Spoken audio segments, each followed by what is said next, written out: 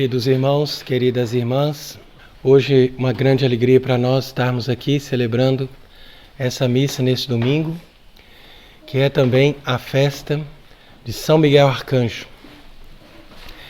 E justamente o Evangelho fala dos anjos, mas também nos convida a sermos como crianças. Então Jesus, ele diz, se nós não nos tornamos como esses pequeninos, não podemos entrar no reino dos céus.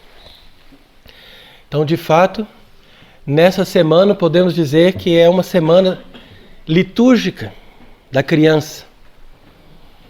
E ali no Brasil, quer dizer, aqui no Brasil no caso, né, as pessoas também têm o costume de fazer, no dia de Nossa Senhora Aparecida, uma comemoração das crianças.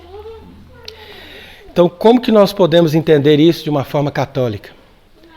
Como que nós podemos fazer com que as crianças sejam realmente o modelo da perfeição e da vida espiritual? Porque mesmo que São Miguel Arcanjo ou os outros anjos muitas vezes se apresentem como adultos, normalmente nós temos essa imagem dos anjos como crianças. E isso nos faz entender que a criança tem 3 características que nos levam a nos aproximar de Deus. Então essas 3 características nós temos que procurar sempre cultivar na nossa vida espiritual. Enquanto que também tem 3 outras características que nós devemos evitar. Então São Paulo mesmo tem uma passagem que ele diz, não sejais como crianças. Então, quer dizer que a gente tem que ser criança, como diz Jesus no Evangelho, mas não nessa tendência, como diz São Paulo, que é a tendência de ser ingênuo. Então, quer dizer que você não pode ser ingênuo. Então Jesus diz também no Evangelho, sede simples como as pombas. Então essa simplicidade da pomba também é a simplicidade da criança. Mas não é ingenuidade. Então você tem que também perceber onde está o inimigo, onde ele está ali, onde está o erro, onde está uma coisa que vai te levar para o mal. Então, cuidado, não seja também ingênuo. Depois, outra coisa que a criança tem, e que a gente também não pode ser assim, que a gente tem que se desenvolver nisso, é que a criança está descobrindo a natureza. E nós temos que estar enfadados na natureza. Ou seja, a gente já tem que saber que a natureza não leva a muita coisa. Então, na nossa natureza humana, quando a gente é criança, a gente quer tudo, a gente quer provar tudo, a gente quer experimentar o prazer, a gente quer fazer com que a nossa vida seja plena na natureza. Enquanto que na vida espiritual, você tem que se afastar de tudo aquilo que a natureza pode te trazer. Por quê? Porque a natureza não pode completar a nossa vida. A natureza, na verdade, até mesmo o prazer que ela traz é desgosto. Então, quando a pessoa percebe isso, começa a ter essa noção na vida espiritual, ela vai abandonando tudo aquilo que a natureza nos convida a fazer. E outra coisa que a gente tem que evitar, que é próprio da criança, é também a ideia, porque normalmente você tem que educar o filho. Então o que é educar o filho? É fazer com que a pessoa aprenda o que é obediência. E nesse sentido também tem algo muito interessante lá nas cartas de São Paulo, quando ele diz na carta aos Hebreus que Cristo, mesmo sendo filho, aprendeu o que significa a obediência. Veja bem, uma coisa impressionante. Como que Cristo, sendo já adulto e sendo filho de Deus, sabedoria eterna do Pai, como que ele vai aprender o que significa a obediência? Então percebe como é que é impressionante essa passagem da carta aos Hebreus, que diz que ele teve que aprender o que é obediência por aquilo que ele sofreu. Então quer dizer que aqui não é tanto no sentido de que ele tinha que aprender como uma criança, mas ele tinha que aprender, no caso, sendo ele obediente, a única coisa que tinha que aprender ali é que a obediência vale a pena. Porque isso a gente só aprende quando a gente experimenta.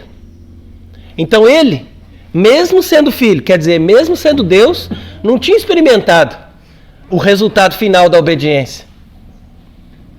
Então, ele fez toda essa caminhada como ser humano e como crucificado para poder sair vitorioso e dizer assim, valeu a pena obedecer a Deus.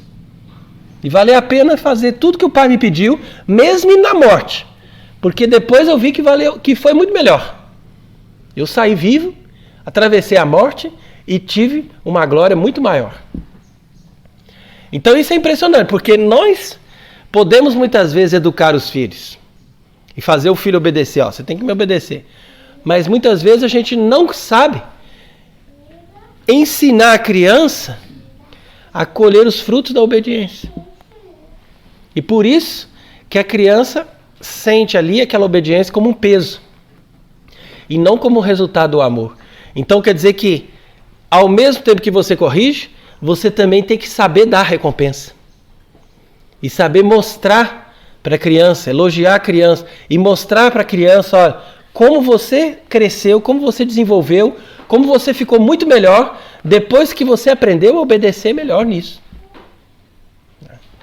Porque é claro que educar não é só corrigir, mas é também promover, elogiar, né, e mostrar também a glória que aquela pessoa tem quando ela consegue entrar na disciplina.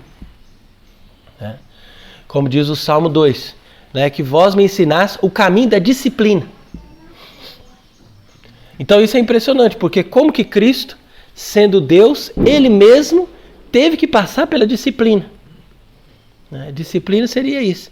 É a pessoa que vai entrando ali na morte e diz assim, não, eu passei por isso e eu vi que é melhor eu obedecer do que eu fazer aquilo que estava na minha cabeça. Então isso aí realmente é impressionante. Então, se a gente fica livre, né, desse apego à natureza, dessa desobediência própria da criança e dessa ingenuidade, então nós vamos, com o auxílio dos anjos, porque desde que nós nascemos, nós temos um anjo da guarda. E esse anjo da guarda, que nós inclusive vamos celebrar essa semana, por isso que eu falei que é uma semana da criança, porque o anjo da guarda sempre é associado com a criança, apesar de que ele acompanha a vida inteira. Mas quando você vê uma imagem do anjo da guarda, ele está junto da criança e não junto do adulto. Isso é para mostrar a sintonia que nós temos que ter com o anjo da guarda desde que nós nascemos. E ensinar a criança a estar em comunhão com o seu anjo da guarda. Porque o anjo da guarda protege essa criança, ajuda essa criança e faz a criança progredir na vida espiritual. Então, muitas pessoas que foram grandes santos, eles tiveram a ajuda do anjo da guarda de uma forma especial para eles progredirem na perfeição. Então, uma primeira característica que Jesus diz ali, quando ele diz no Evangelho, os anjos dessas criancinhas veem a face do Pai que está no céu. Então, uma das primeiras características que tem a criança e que nós temos que aprender também, e que o anjo da guarda pode nos ensinar, é ver a Deus. É ver a Deus. Porque uma coisa é quando você crê em Deus, ou quando você fala de Deus. Outra coisa é quando você vê a Deus. Ver a Deus é no sentido de que a pessoa tem tanta proximidade com as coisas sagradas e vive em tanta sintonia com o mundo sobrenatural que a pessoa não tem aquela barreira. E isso é uma coisa que atrapalha muito as pessoas, principalmente nos dias de hoje, que as pessoas nos dias de hoje, eles veem muito o mundo. Estão muito em contato com a visão das coisas do mundo. Mesmo pessoas que você fala assim, mas não é possível, você vai numa missa, você comunga, você confessa, e você tem capacidade de pegar um telefone, um aparelho, e ficar vendo coisas do mundo. Imagens impuras, imagens sujas, coisas que não trazem nenhuma união com Deus. Então, quer dizer, quanto mais você fortalece a visão das coisas terrenas, mesmo que não sejam visões pecaminosas, mas só da pessoa o tempo todo está em contato. Me mandaram uma piada, deixa eu ver a piada. Quer dizer, a pessoa é capaz de perder tempo para ver aquela piada, mas depois você diz assim, mas esse dia aí você não rezou? Não tive tempo de rezar, porque eu estava muito ocupado, tive muita coisa para resolver. Mas e a piada, você não viu? Você não escutou a piada inteirinha até o fim? É interessante como é que as pessoas, eles são mergulhados no mundo. E a criança, pelo menos a criança que é preservada, porque hoje em dia até isso está difícil, mas a criança que é preservada dessa visão errada, das coisas erradas, ela tem a visão sobrenatural. E essa visão sobrenatural, a primeira coisa que a gente tem que recuperar da criança, que Jesus fala, sede como criança. Então, recupera a visão sobrenatural. A segunda coisa que tem que preservar, e a gente tem que ser criança nesse sentido, é na simplicidade de ver as coisas. Porque normalmente a gente julga todo mundo. Aquilo ali, isso, aquilo, isso, ele fez isso, ele fez aquilo é ruim, aquilo é mal. Mas a criança não. Ela olha para todos como pessoas boas, como pessoas que são amigos. Basta você chegar, quem que é você, como é que é seu nome, ele já está se abrindo a você. Porque não julga. Ele tem aquela simplicidade, e essa simplicidade também é própria dos anjos. Porque os anjos não olham para nós segundo aquilo que nós somos qualificados de ruim, mas eles olham para nós como filhos de Deus, com uma dignidade. Eles que são maiores do que nós, se apresentam como nossos servidores, mesmo que nós sejamos pecadores. Então imagina um anjo que é muito maior do que aquela pessoa, e esse anjo chega para aquela, olha, eu sou seu anjo da guarda. E às vezes a pessoa é uma prostituta, e o anjo tem todo o respeito, todo o carinho, toda a ajuda que ele pode dar, ele ajuda aquela pessoa. Então quer dizer que, se nós somos como crianças, nós devemos também conservar essa simplicidade. E essa simplicidade, essa humildade, essa pequenez de coração, é que nos torna agradáveis a Deus. Porque se a pessoa acha que sabe tudo, acha que conhece tudo, acha que está maior do que os outros, essa pessoa perde Deus. Porque ela já é completa. E o que nos torna mais próximos de Deus é justamente a consciência da nossa dependência. Olha, eu sou dependente de Deus, eu preciso acordar e já pensar nele. Eu preciso viver na presença dele. Porque se eu não estou com ele, o demônio vai me destruir. Então essa dependência é fundamental. Percebe? Então tudo isso está também na criança. E por fim, claro, a criança tem uma grande capacidade de amar. Então, essa capacidade que a criança tem de amar, de perdoar, é algo também que a gente tem que conservar no nosso coração. Porque com isso, nós podemos ter muito mais acesso a Deus. Inclusive, tem muitas pessoas que tiveram práticas muito boas, foram pessoas piedosas e tudo, mas essas pessoas, como não amavam, tinham um coração duro, não perdoavam os outros, então essas pessoas passaram muito tempo no purgatório. E outras pessoas que a gente pensou assim, não, mas eles eram pecadores, fizeram erros e tal, essas pessoas passaram pouco tempo no purgatório, porque tiveram muita capacidade de amar e de perdoar. Então olha como é que é importante você ter essa infância espiritual, né?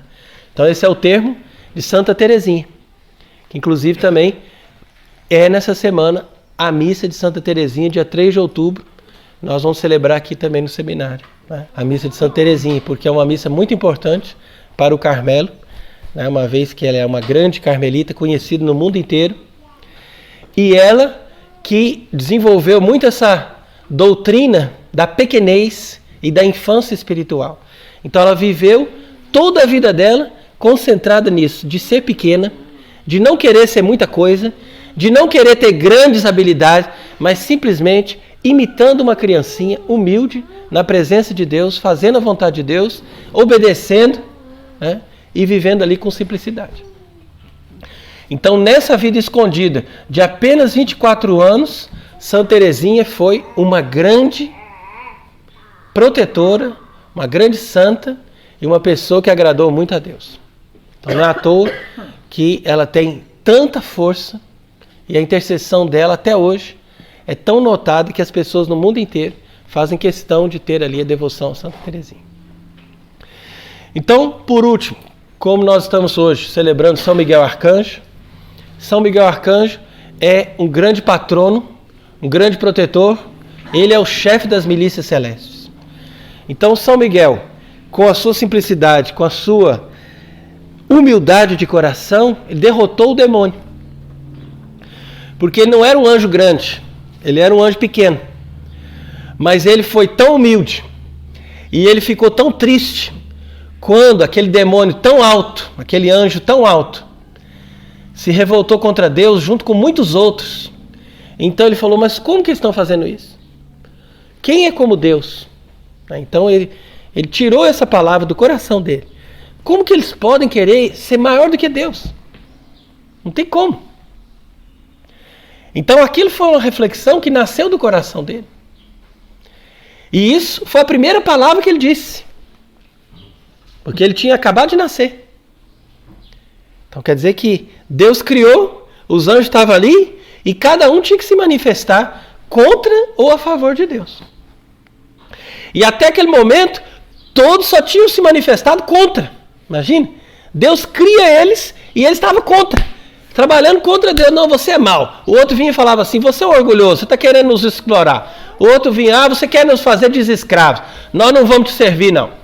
E o outro vinha e falava assim, é mesmo, e eu sou maior, eu que vou conseguir, eu que vou fazer. E todos se revoltando contra Deus. E Deus ali quietinho, suportando toda aquela humilhação, toda aquela revolta daqueles anjos. Então você vê que triste, né? Deus criou os anjos antes de nós. A primeira coisa que ele fez, por isso que diz lá, no primeiro dia, Deus diz, faça-se a luz. A luz são os espíritos puros. Então, é ali a criação dos anjos, no primeiro dia. E ele criando os anjos falou assim, mas eu fiz uma coisa tão maravilhosa, criei milhares de anjos, cada um com a sua característica, cada um com a sua beleza, cada um com a sua inteligência. Ao invés deles me adorarem ou deles me servir, eles estão aqui contra mim. E estava aquela revolta. E aí São Miguel foi o primeiro que estava ali escondido ali no nada. Ele foi tomando consciência daquela situação, falou assim, mas o que está acontecendo? Como pode isso? E ele então se levantou e falou assim, eu não aceito.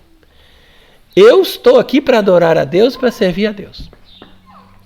Então imediatamente Deus constituiu São Miguel. Por isso que fala, constitui-te príncipe. Que essa palavra significa, eu te constituí o príncipe. O príncipe quer dizer o principal, o mais alto de todos os anjos para a guerra. Porque ali Deus já viu que ia ter a batalha, que essa batalha ia durar até o fim do mundo. Então ele falou, agora então tem que ter essa guerra, e você já assume, já que você está aqui do meu lado, você é fiel, você vai lutar e eu vou te dar a vitória. Quer dizer que antes de lutar, Deus já deu vitória para São Miguel. São Miguel não está ali lutando para perder. Ele luta sempre para ganhar. Então a vitória é dele. E a vitória é de todos aqueles que obedecem a Deus, que reverenciam a Deus e que esmagam a cabeça da serpente. E esmagar a cabeça da serpente é destruir o orgulho. Porque o orgulho é o nosso inimigo. O orgulho é o diabo. O orgulho é a vitória do mal. Satanás não pode nada na sua vida se você tem a humildade. Agora, se você está no orgulho, você pode ter certeza, você está lutando junto com Satanás e vai ser derrotado também com ele. Então hoje, peçamos a Deus que nos dê esse coração infantil, humilde, simples, pequeno, e que São Miguel, com todos os anjos, com os nossos anjos da guarda, nos ajude a lutar por Deus, com a nossa pequenez, com a nossa fragilidade, com a nossa humildade, com os nossos erros, não importa. O que importa é que nós tenhamos amor e perseverança no amor de Deus e no serviço de Deus. Que Ele seja bendito para sempre. Amém.